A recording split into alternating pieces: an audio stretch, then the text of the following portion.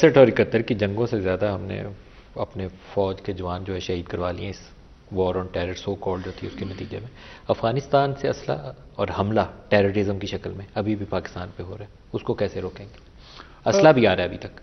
دیکھیں، میں on record کہہ چکا ہوں اور دوبارہ بھی کہہ دیتا ہوں کہ وہاں پہ جو اسلحہ ہے میں اس کو کسی مملکت، خصوصی طور پر امریکہ کے حوالے سے میں یہ کہنا چاہوں گا کہ میں اس کو کسی کانسپریسی تھیوری سے نہیں لنک کر رہا ہوں کہ انہوں نے جان بوجھ کے یہ اسلحہ چھوڑا ہے۔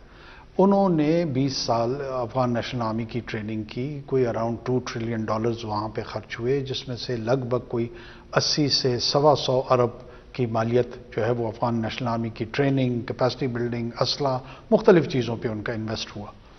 اور پھر ہم دیکھتے ہیں کہ 48 گھنٹوں کے اندر اندر جو ہے وہ پوری کی پوری اے این ایف جو تھی وہ ڈس اپیئر ہو جاتی ہے۔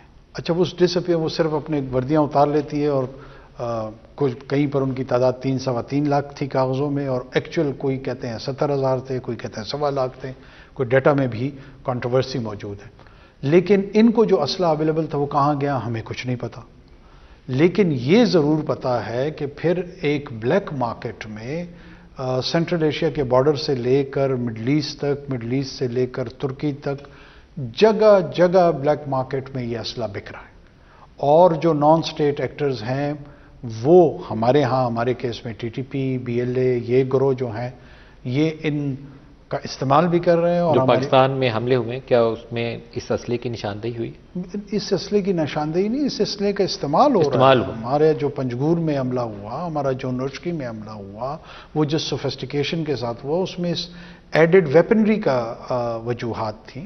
یہ ٹی ٹی پی ہے یا داعش ہے یا دونوں ہے؟ B L A, T T P, داعش، تینوں ہیں، تینوں جو ہیں، چونکہ بلیک مارکیٹ میں اویلیبل ہے۔ آپ اس کو ختم کیسے کریں گے؟ دیکھیں، انشاءاللہ العزیز ہم اس کو ختم کریں گے، کنٹرول کریں گے۔ ہمارے اندر اس کی کیپیسٹی، ڈٹرمنیشن اور سینس تینوں موجود ہیں۔ ایک آرمی چیف نے بڑی سٹرونگ سٹیٹمنٹ دی تھی اور مجھے تو ویلکم سٹیٹمنٹ لگی تھی۔ انہوں نے کہا کہ جتنے اللیگل افغان پاکستانی سرزمین پر ہیں ان کو دوبارہ افغانستان بھیجیں گے، جو لیگلی یہاں پر موجود ہیں اس کی میزبانی کریں گے۔ ہمیں اس پہ کام کرنا چاہیے؟ نہیں، ہم اس پہ کام کرنا چاہیے نہیں، ہم اس پہ کام کر رہے ہیں۔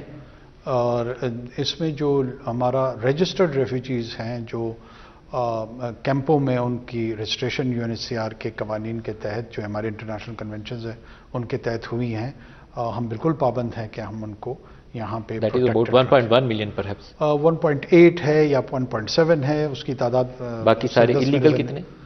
میں آ رہا ہوں اس پہ۔ کچھ لوگ ایسے ہیں جنہوں نے آئیڈینٹی تھیفٹ کی ہے، آپ کے میرے جو ہے نا فیملی ٹریز میں گھس کے کسی نے آئی ڈی کارڈ بنوا لیے ہیں، کسی نے پاسپورٹ بنوا لیے ہیں۔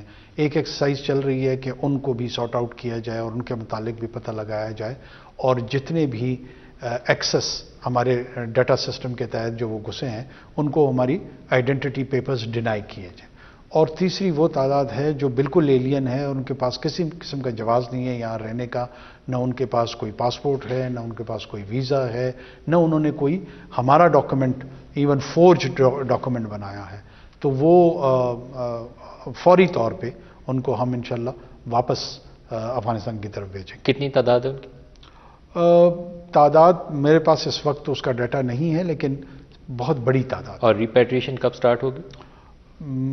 آپ کو بہت کوئی ٹائم لائن میں نہیں دینا چاہ رہا، لیکن جلد ہوگا۔ جلد ہوگا۔